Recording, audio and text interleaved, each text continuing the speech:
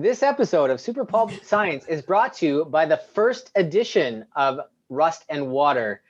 We are about to print and get into our second edition of Rust and Water without the double the. So this is your last chance to get the original first edition of Rust and Water from chasingartwork.com. Every book comes with a sketch and a signature.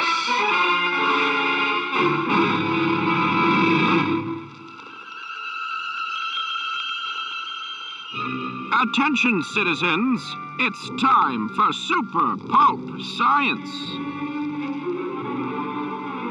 This is Super Pulp Science, where we talk about how genre gets made. I'm here with my long-suffering co-host, Justin Curry, known the world over as Chasing Artwork. My name is Gregory Kamichuk, and joining us today, also on the podcast, is our producer extraordinaire, Dan Vadeboncoeur. And we are going to talk today, whether these guys are ready or not, about an old book. We're going to go on a learning journey back 5 years from today. Can we call it a learny? A learning. I like it. Come with us on a learning to 5 years ago when two plucky creatives, Justin and Gregory, are putting together their book, Rust and Water. And now fast forward to just the last week when Justin had to redesign the entire book. No. You guys only spent like 2 seconds back there. Let's think about it. What was it? 2016? What was 2016? What was the word like? We went to shows like crazy. Yeah. I went to Chicago that year. 2016? Yeah. Oh, man. I mean, my son was 4.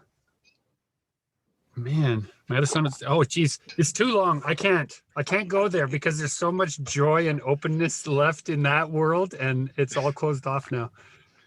But what I can say about that past world is that we certainly have learned a lot between then and here about how to put a book together. Would you agree with that, Justin? It's true. Yeah, and how to organize your final book files was something that I was reminded about while working on this.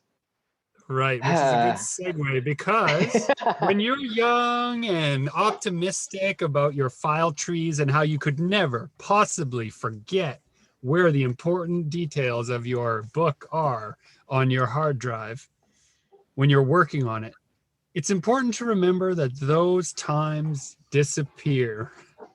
That memory fades for a reason, and that they become hidden in a really terrible naming system, don't they, Justin? Well, it wasn't the naming system. So here's what happened. We have a distributor for Rust and Water, and so they are taking the book and doing a print-on-demand service. So you order the book and they print it as you order it. Whereas when we originally printed the book, we did a large run of a couple thousand books, and then we had that stack of books. So because we're doing this print-on-demand service, when you do on print-on-demand, they usually only have a couple standard sizes, and you need to conform to those standard sizes, and that's why they can do them so quickly, is because they just have those core sizes.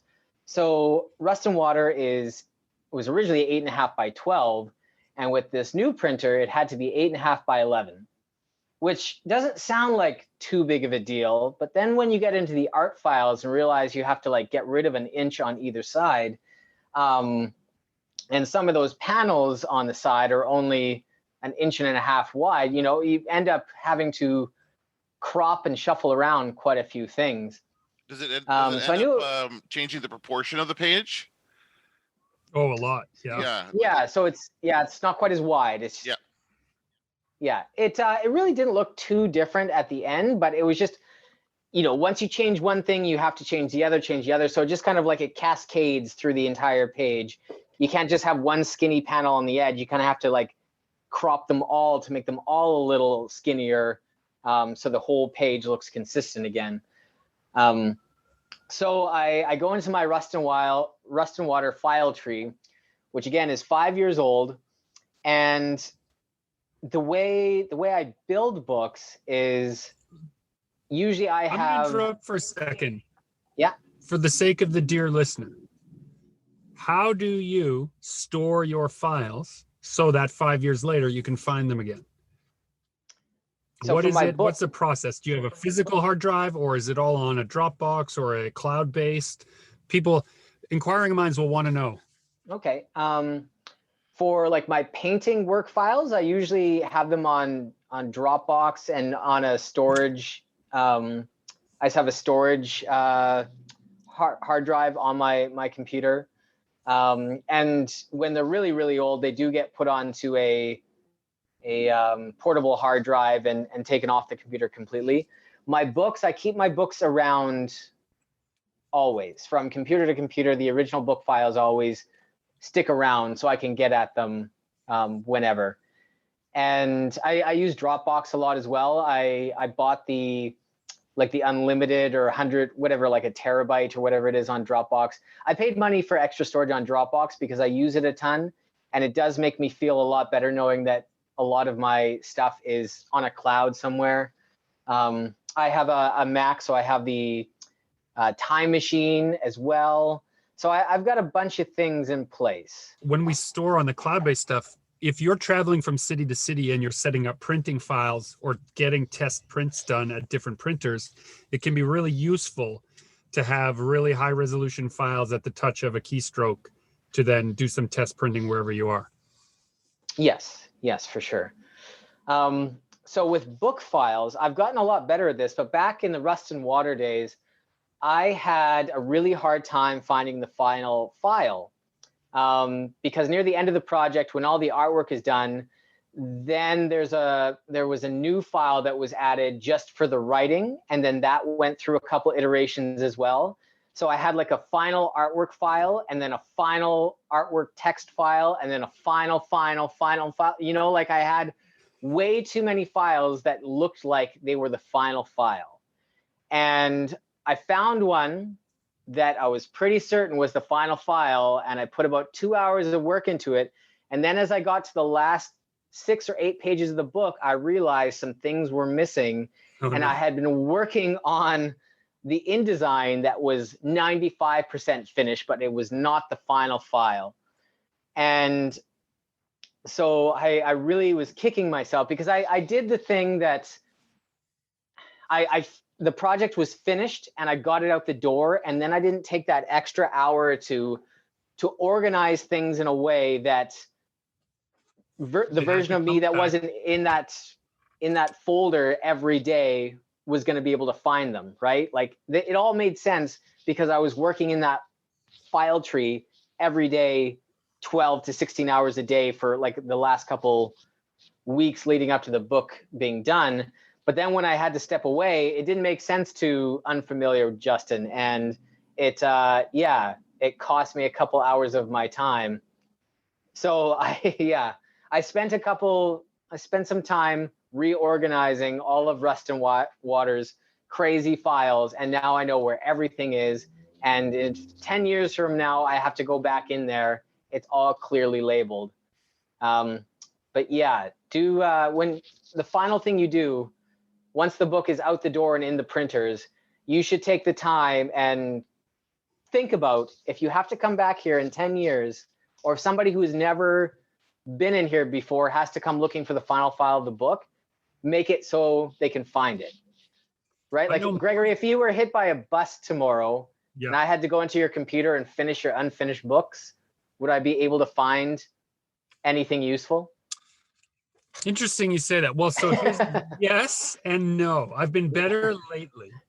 And so it used to be, so just to give people who aren't familiar with maybe like a digital workflow, if you're working on comics traditionally, then you're doing them, basically a page at a time, and you tend to do them in order if you're going traditionally because you're sticking to the script. If you're doing it where you're doing all the parts, there can be a lot of different versions, drafts, and things that you're figuring out. So what I do is I create an InDesign document and I drop in images into the InDesign document from sometimes different projects, from this project. Like I try to fill in the flow of the story all the way to the end. And why this is important is because then that one place has the complete story in order. and it links to all kinds of different wild places all over my hard drive, but it's all connected and can be batched and copied out as one file, so that that book has one file tree at the end when I'm done it. So any book that's finished, you could definitely find, because I batch it out so that it's all collected into one place. Books that are in the process of being finished, you would have to use the same trick that I do if I come back to something after a month of not working on it. I arrange my hard drive so that it feeds me information in the order that it was last opened, right? You know, you can adjust how you see a file, and so it'll prioritize the ones that were most recently opened. That's how I do it. So it can be daunting even later to come back and try and figure out what it was you were trying to say or do. Yeah, it's hard. It comforts me to know that your life was not too dear a price to pay for love of your fellow men. I'm afraid I don't understand. At the moment, I don't intend that you should. I often, especially with big projects, I like fresh starts every couple of percentages through the project. Like my first file, once I've 30 to 40% through the project, I like to kind of start with a new InDesign and kind of only bring over the clean stuff and kind of declutter it and just tighten everything up.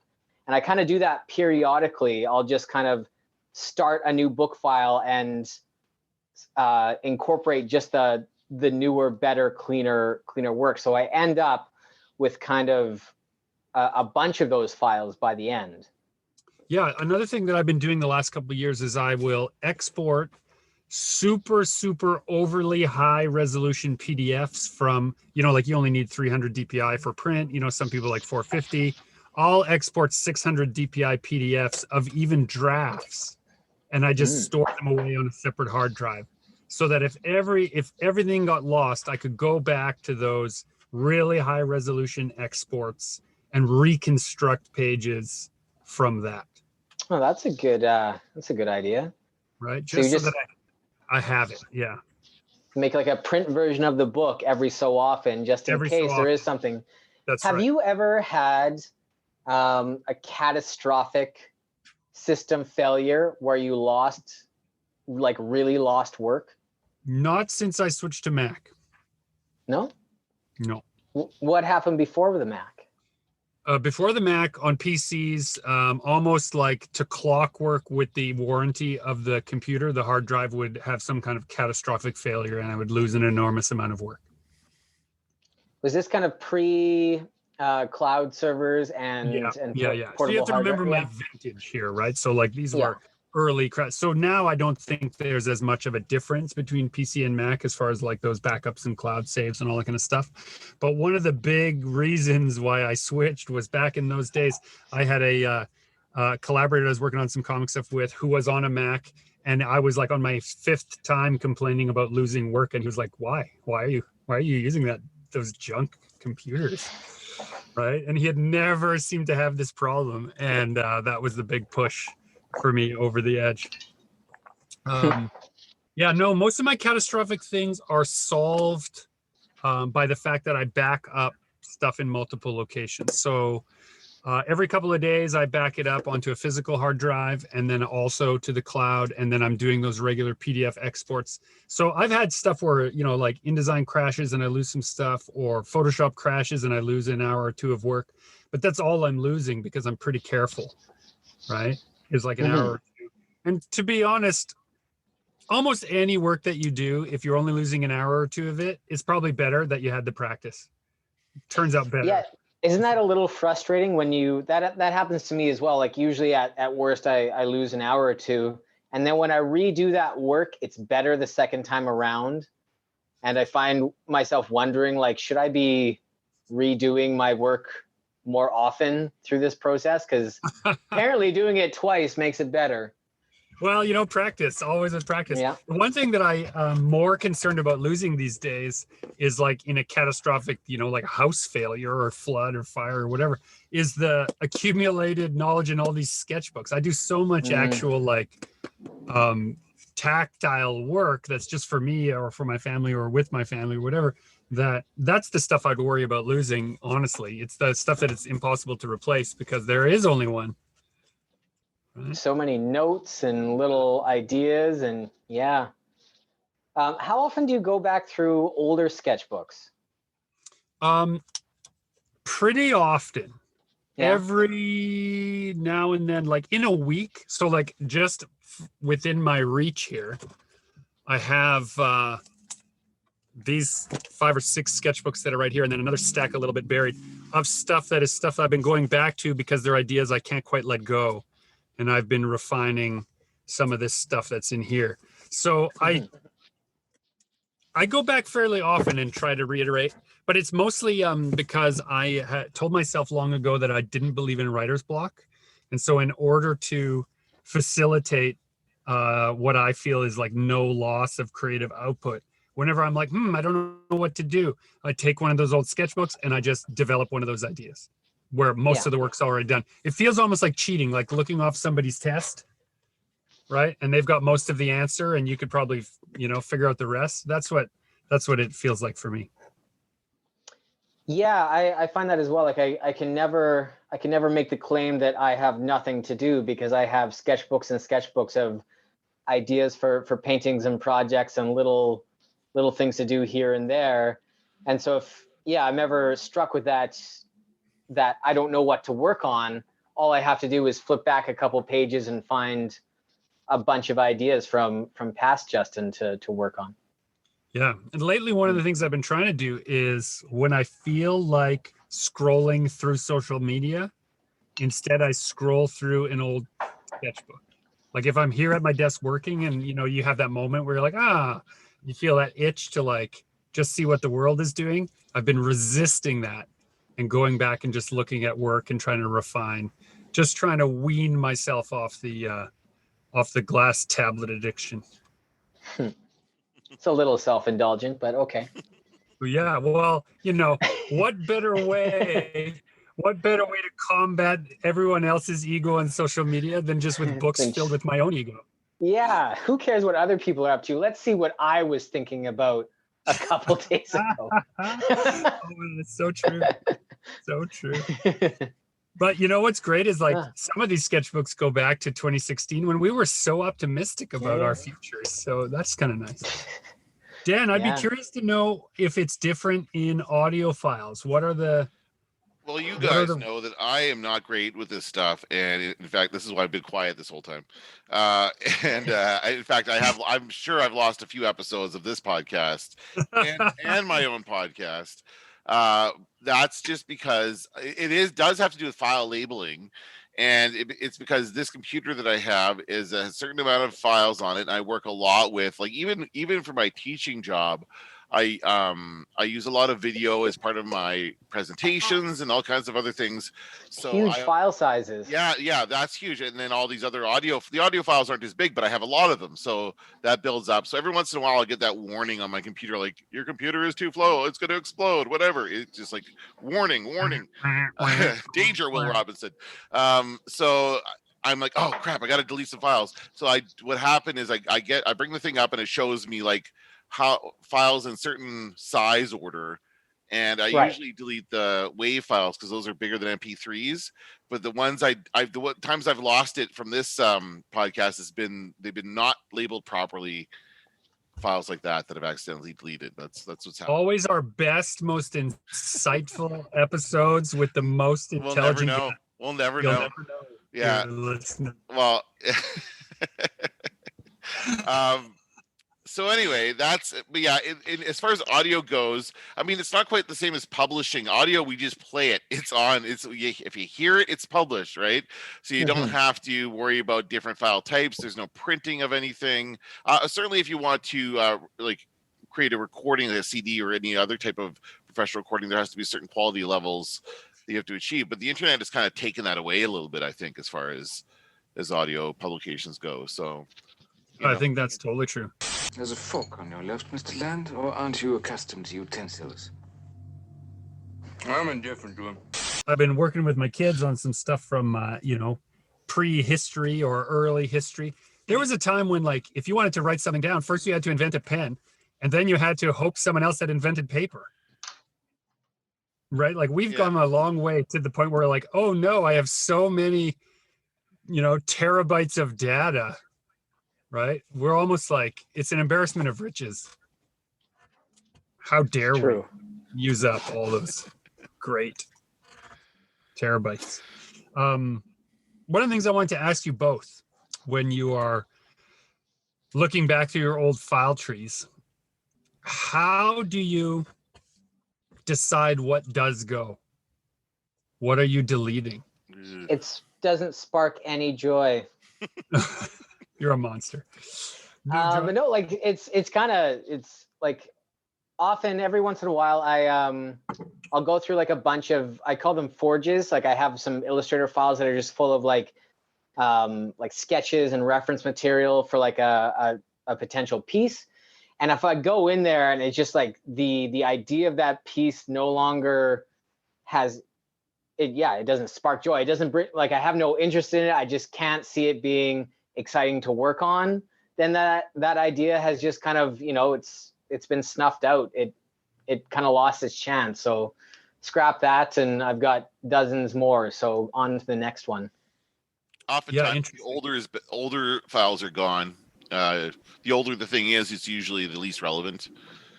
In my case, if it's still got some merit to the idea, usually then it just gets remixed into something newer. Yeah. Like something of the core of that idea is great.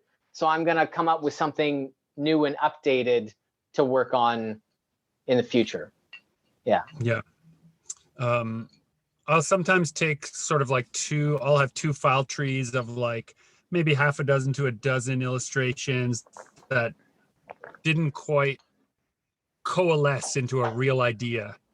And then I'll take those and I'll just like spend an evening trying to see if I can make something out of those two dead ideas, like splice together. I'll open an InDesign document and I'll just at random drop stuff from both file trees and then shuffle the pages around and see, is there a different story that I wouldn't have thought of if I didn't have these two decks of cards in a way?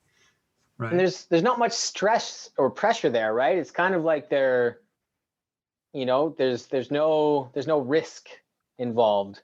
That's absolutely it. That's why I like it, because it's already like I've already sort of abandoned it, but I've done a bunch of work. And even if I only get like a little 3-page comic or a 5-page little something out of smashing it together, I've at least salvaged some of that time.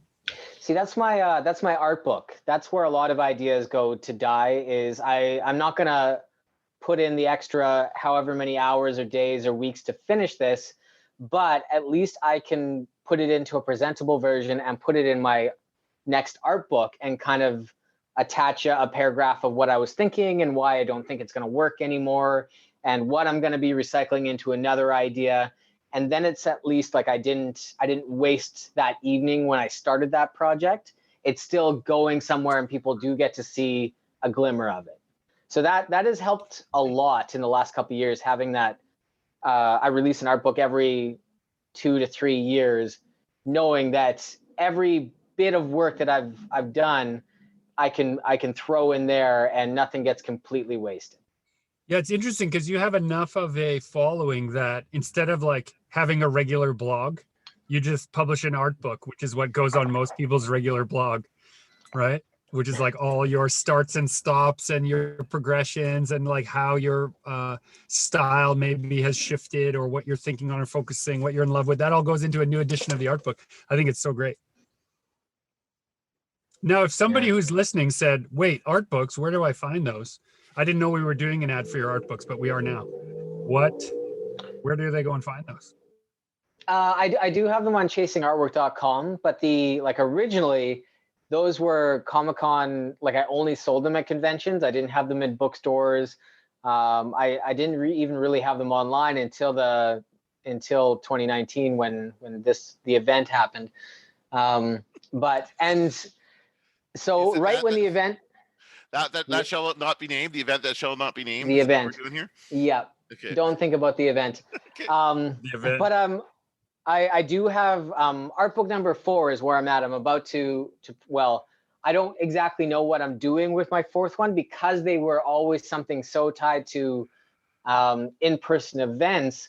I've been kind of holding off on my 4th art book. So it was supposed to be around 100 pages and now it's creeping up to it could be, 150 to 170 with all this new work I've done.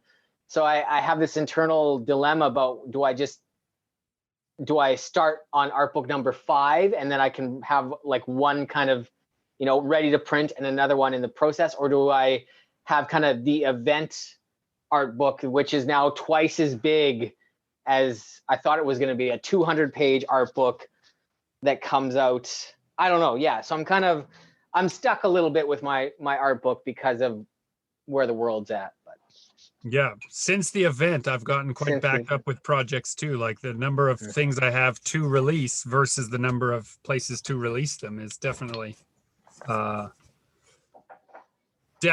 something to consider, which is partially why the file tree conversation came up, right? Someone came to us and said, it was Mythos and Ink is the publisher.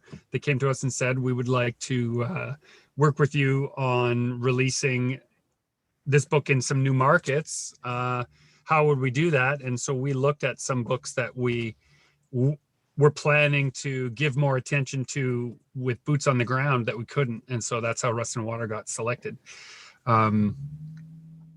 So yeah, you just do it. We're just doing what we can since the event. I like calling it that. I'm not really big on bypassing, but we talk about it enough in our regular lives. So it makes me smile as well, because there's a great sketch comedy show called the Mitchell and Webb Show. I think Mitchell and Webb. And they have a great skit about the event. YouTube, Mitchell and Webb, the event, if you want to laugh. They're great sketch comedy. Now, Gregory, I have to ask, what are you drawing here? We have for those who are listening, we have the camera. Gregory's camera is pointed down at his book that he's talking about. And you're drawing what looks to me, can I guess at what it is? Right? Sure. Yeah. It looks like that all these robots, these 4 robots at the top, are throwing this other robot out of an establishment, or they're carrying him off somewhere. So what's happening? Well, we were talking about as we were discussing the old and the new, I started drawing this like old school robot with lots of ports and like wires, and then like a mob of slightly more advanced robots just throwing him to the curb. Yeah, you got it. Okay. It was mostly unconscious until you pointed it out. What's the story here though? What's the why? What are they doing to this guy? I don't know. Why do you throw your old files out, Dan? Why are you such a monster? Right? I don't have room for them anymore. I don't have room for them anymore. It used to mean something to you, Dan, and now it's just so much garbage that you would just delete it without a second thought. Right? Oh, that's the trap of cloud services, though. I know.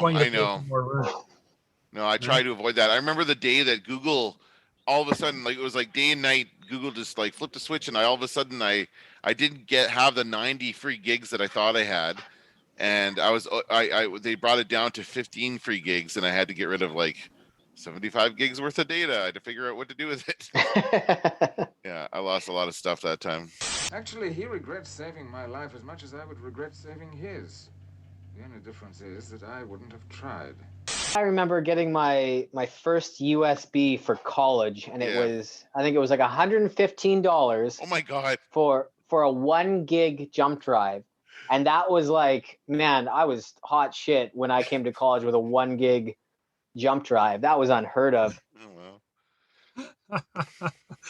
Oh man, I used to print my essays on those little dot matrix printers. Those like, yeah. Oh my God. If you tried to send anything over 25 megabytes, the university would turn off. Like the whole place would just shut down. The lights would turn off. Alarms would sound. So we've come a long way, I think. It's true. Right? It's true. Yeah, it's totally wild to think about. A couple of people have been asking me about my sketchbooks recently and what I plan to do with them. I wonder, is there a merit to scanning like my favorite 200 pages out of these drawn sketchbooks and putting them together into some other thing, right? It's literally the work that no one would ever see unless I did that. But I'm often, I'm the most self-conscious about these kinds of drawings because they don't have their purpose is practice more than anything else. If they suddenly had a purpose, then they would change, right? If you knew they were going towards something, you probably would be doing different stuff. Yeah, I wonder. They would lose their purpose. If they had a purpose, they would lose their purpose. Yeah. Hmm. Special purpose. Any fans of The Jerk out there will know that we don't mean a special purpose. That's something different. Right? Dan is shaking his head. No pee-pee jokes in the podcast. Tell me about your feelings with Rust and Water now that it's ready for the world in a brand new pair of shorts. It was really nice going through that story again. It's when you're making the book, it's kind of hard to see the forest for the trees. Like you're so close to everything and so laser focused on that print deadline that it's hard to appreciate it from afar. And now that it's been 6 years since I've really taken a close look at that book, it was kind of like looking at somebody else's work, and really, I really like what we did there. And then Gregory and I had to go through it with him reading the story and me making changes here and there. So I got to like have it read to me as well, which was kind of nice. So it was we had a nice little storybook session last night where I read through and we made a few substantive edits and a few copy edit changes. And those of you who have the original printing of the book, we fixed that double the. I promise it's fixed. It has haunted us low these many years. I can't remember if I noticed that. I have that. I can't remember if I noticed that or not. Oh, I'm sure you did. You were probably like, you amateurs. That's probably what you thought. You might There have was in my daughter's room. I'll go look.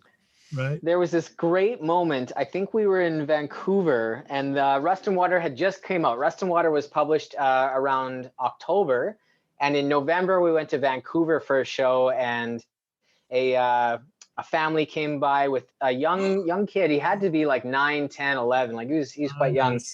And he bought Rust and Water, and he, got a sketch in it, and Greg drew in it. He was really excited about it.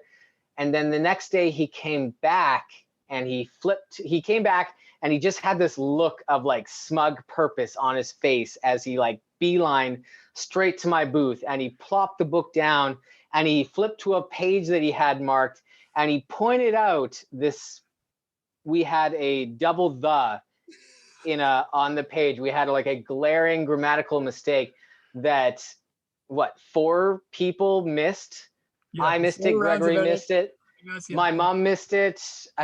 Sam did some work on this one. Yeah, we had like a whole bunch of people miss this. And this 11-year-old kid was like, you have a mistake in this book. I immediately sent him to Gregory. I threw Gregory under the bus like right away. I'm like, I just do the art. The writer's over there. Oh my goodness. That's not the story I thought you were going to tell. No, that one hurts a lot more. I thought you were going to tell the story about that. Oh no, because it was a daughter that came with the super tattered copy of Cassian Tonk. Oh, that was read great. Until it was like about to fall apart, and they were come to get Rust and Water. They came to get our new thing, and we just like, I don't know, anyone out there who's ever made anything, that you're looking for that one person who loves it as much as you did making it. And that makes every other thing worth it. And we met that person, and she had a copy of this book, and it was just about to fall apart. It had been read so many times, and they had bought it not from us, if you recall. So they didn't have the sketch in it the first time. Somewhere they had got it as a gift or somewhere. And it became real weird because there are the rare books of Cassian Tonk are the ones that don't have drawings in them. So if you really want to know if you have a rare edition, we didn't draw in it. It's rare. There's only a few of them that made it out the door like that. And so then we got to draw in it for the first time. I know the reason for that, because there should never be any of our books out there without drawings in it. But I think we had done a book signing at a Calgary bookstore at their at their mall at the Indigo. And at the very end of the book signing, they wanted to keep like 15 books. And we were already late for something else, or we were on our way out. So we didn't have time to do 15 sketches to leave. And I think that's where she got her book. And then she brought it to us at the Calgary convention the next year. And nothing made me more happy than drawing in that book for her. And then we spiffed her off and her family off with a bunch of stuff. I just can remember being like, and take this too. Yes, and take yeah. this and take this too. And here's a button. And if I had Yeah. shirts, I would have given her like, it's just like, you somehow want them to understand how much it matters that much to them. I mean, it sounds funny, but I mean, I am the same kind of guy who will look through my own sketchbooks and be like, oh, great idea. So, you got to take it all with a grain of salt. Oh man, what will be the error that we missed on Rust and Water? As soon as you send it. A double duck. No, we go out the double duck. My son is throwing shade from the other room. Oh my goodness. No, I don't know what it'll be. It'll be something in the back matter, I'm sure. Maybe this time it'll be drawings. Yeah, maybe the drawings are bad. Thank you, son. Maybe Justin made a mistake in the art this time.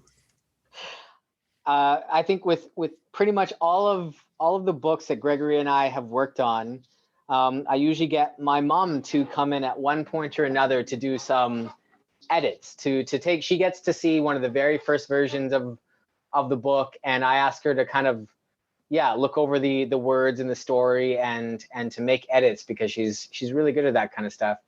And it really makes me smile, and it really bugs Gregory.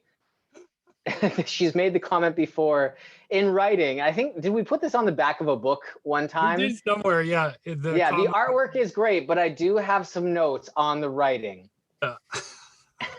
Everyone, it just cuts to the quick. Cuts to the quick. I don't know if she ever meant for you to see that either. So that was maybe me passing something on that wasn't supposed to be passed on. So I'm sorry, Mom, if I wasn't supposed to tell Gregory that you had notes on his writing, but it made me smile. You put that as a pull quote on the back of the book, or what did you do with it? I feel like we put it on as a pull quote somewhere. Something like on a poster or somewhere we used it, yeah. But art's easy. The writing part's hard, so you have to do it a lot to get it right. You'll be fighting at close quarters with the most tenacious of all sea beasts. I got a little fired up listening to the podcast that you did with George was great. And you guys had a good conversation about the writer's responsibility on a comic and the artist's responsibility on a comic, and how that like sometimes the credit and the profit of a project is divvied up and stuff like that. And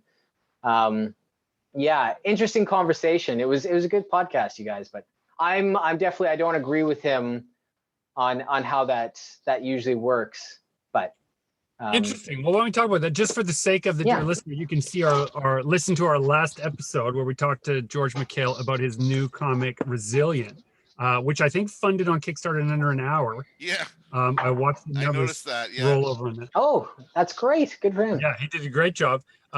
And he has got a very good attitude, a business-like attitude to whose responsibility is what when you're making a book. But Justin, I hear you have a different point of view. Why don't you tell us? So that if George is listening now, he knows where you stand. Yeah, well, it's not, I don't know if I necessarily have a different point of view. That's such a hard conversation to have with a writer who will come along with a story. Cause like I've written some things as well. And I know how long writing takes, and I know how long artwork can take. And it's drastically different. So like a script that was done like, over the weekend and then kind of touched up can translate into 40 to 100 hours of drawing. And then,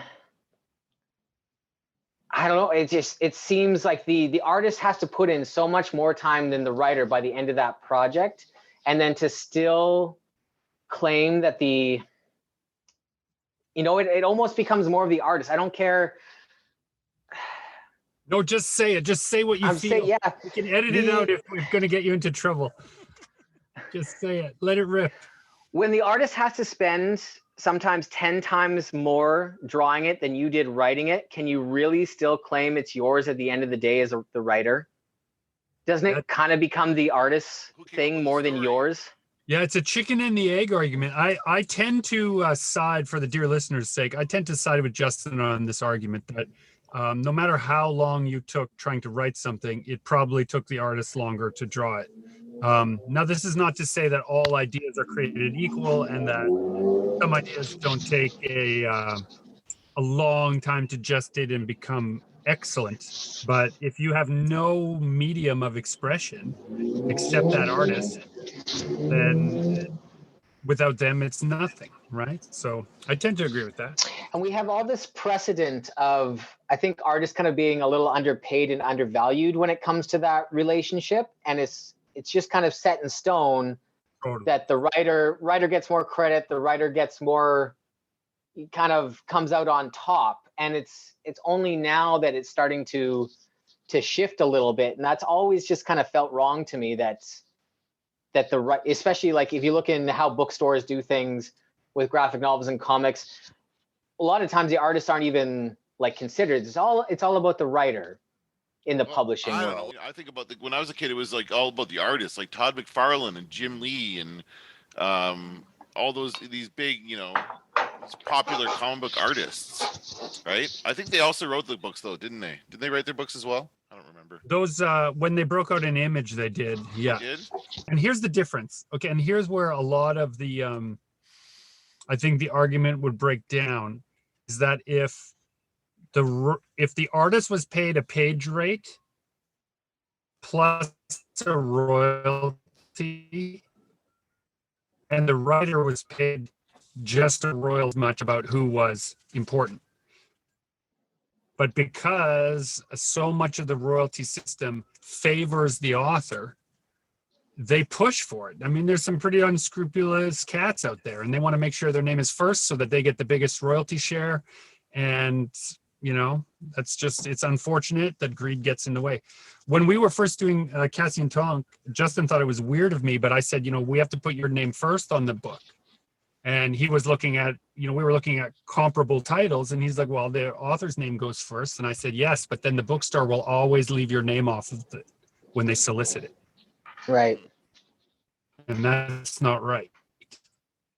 Right. So we put Justin's name, then mine, and his again. Right. So that they would be confused enough that they would usually put the first name there. But we put created by, and then written by, and then illustrated by, right on the covers, which then kind of busts that system. It's our monkey wrench into the system, right? Mm-hmm. I think, yeah, like Dan, like you were saying, I think it's gotten a lot better with comics. Like the writer or the artist is kind of a draw in a lot of cases. The portion of our industry that I was kind of thinking of, where I think it is really unbalanced, is kids' books. Mm-hmm. Yeah, Yes, how much work it takes. Right. Absolutely. Yeah, how the artist is almost always kind of a little cliff note in kids' books, and it's all about the author, and it seems like an unbalanced system there. Occasionally, you would have like a partnership between an author and an artist. Yeah, it's totally unbalanced. Robert Munch and Michael Barchenko or whatever. Yeah, those guys would all go together, Robert right? Munch. So almost all. There's a few Robert Munch books that weren't done by him, but for the most part, the name is there. But yeah, you're right. It is more about the author then. Even in that case, it's more about Robert Munch than it is about the illustrations. and I think too, because kids' books are often a lot of times it's newer artists to the industry. It's always one of those first big publishing jobs that artists get is somebody's kids' book. So I think that helps, plays on it as well. Yeah, and then they take whatever work they're given. Yeah, they take whatever work they're given, and they're happy to have it. And then the book ends up selling 1 million copies, and they were paid. So what's the problem? Right? Yeah. I hate those. Yeah. It's almost like there should be clauses in those contracts that stipulate the number of copies sold. Like after they sell 500, 1,000 copies, the contract, like something changes. Yeah, well, I mean, maybe not that, because those are pretty small numbers in publishing. But if your book sold 5,000 copies, there should be a bump to the illustrator. If it sells 10,000 copies, another bump to the illustrator. But Greg, you're Because getting there is so a much bump to the author in those exposure. Think of cases, all the right? exposure you're getting because it sold Oh, so many copies.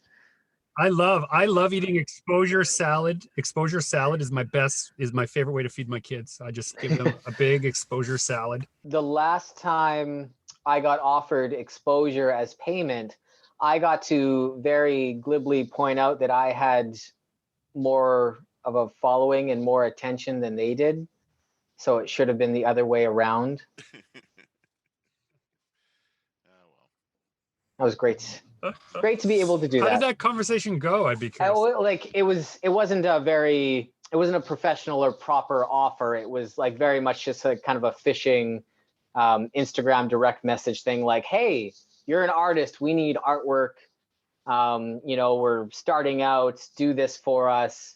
We'll all get paid in the back end and blah blah blah. And we're gonna get a great, we're gonna reach all these people and blah blah blah. But they didn't have any kind of plan or couldn't explain as to how they were going to suddenly reach all these people and get all this exposure. And so I kind of, pointed out, you can't prove that to me. Anyone listening to us who is in that position where someone has direct messaged them on a social media platform promising them money after they do the work, don't do it. No. Just idea. Don't. There's not a scenario where that works out. And you're saying, I know, I can hear you, but if you don't want to be deceived, I will tell you, know what you are hungry for. But big companies do it all the time. That's how they stay big. Food is delicious, isn't it, Professor? Oh, very good. Never tasted better. I'm sure you've got a lot of things on the go right now, but what would be your most ideal project to get right now, right this moment, your dream project? My dream project. There's that old joke about, like, I don't dream of labor, right? I don't have a dream job because I would never dream of labor. But that's not the case project with you. You'd be so miserable if you couldn't work. Come on. I know, it's true. My dream project right now, if I had my druthers, would be to be able to design, do character designs, creature designs, and technology designs for a big budget project, and see them either turned into an animation or a even something Invincible level, like, just like a real well done animation, so that where I am in the pipeline is very forgiving, where like you just get to do lots of wild, crazy designs, and then it gets translated into another medium. Like I get to do that with books all the time, and with the role-playing game stuff, I get to make, wild mechs and crazy monsters, and then find a way to fit them into a role-playing game. That's easy. But when work gets translated by other people into other mediums, there's a special kind of magic. And we were on our way with that a little bit with our Cassie and Tonk animation, and that was feeling really good. And then, just the event happened, so we had to kind of put a pause on that. Yeah. So that's something I find I'm doing it in a small way on a bunch of different smaller projects, but I'd love to do it in a much larger capacity, like be able to spend, an entire day just creating from nothing, but do world building. Like the people who are working in, like we have a few friends like who have done this before for Netflix shows. They get brought into the art department and they just are spending like 2 months designing, it's like, draw us 20 castles, draw us 20 dragons, draw us 20 whatever. And, it gets chosen by the art department to be developed into something else, but you are only given a very small number of limitations, and you've even been chosen for your style. So you just kind of do more of what you do. That would be a pretty ideal situation. I've made a pretty ideal situation for myself in the last few months, as far as like what I'm doing to keep the lights on. So I don't have too many complaints as far as that goes. But if like you say, if I could just wave a wand and get what I wanted, that would be it. It would be like somebody with a lot for the next 3 months, and here's a charge card. Right. Good answer. Yeah, that'd be fun. Right. But I mean, it comes down to anything. You just want to be recognized for the work that you do, right? It comes down to my sketchbooks again. We're just circling the drain of my ego in this podcast. I just want someone to love me for me, Dan and Justin. That's it. Ooh. That's all I want. Just love what I thought of something that kind of combines that, but I think you're gonna like it. My ideal project, dream project, would be something like kind of the He-Man toy series kind of thing. So we have a bunch of money to develop 6 good guys, 6 bad guys, and a bunch of things in between that get made into toys, short little stories, short little comics, and then we'll get it made into an animation or a movie as well. You know, that whole So then we 80s just need a bag. time machine that takes us to 1981. Yeah. See, wouldn't that be cool? We need 1981 success. That's I what think we need. that's a topic Oh for another my gosh. podcast. So that's Can you imagine traveling back? Yeah, let's do it. You know how we do our story break episodes? Let's do a toy line episode. Oh, that'd be good. Yeah, I'd be down for that. This has been Super Pulp Science. We have talked about how genre got made, and we're reminding you that we have a new release of our book, Rust and Water, which has gone through it on the shelves. This is Gregor Kamichek encouraging you two to join the fight and make comics.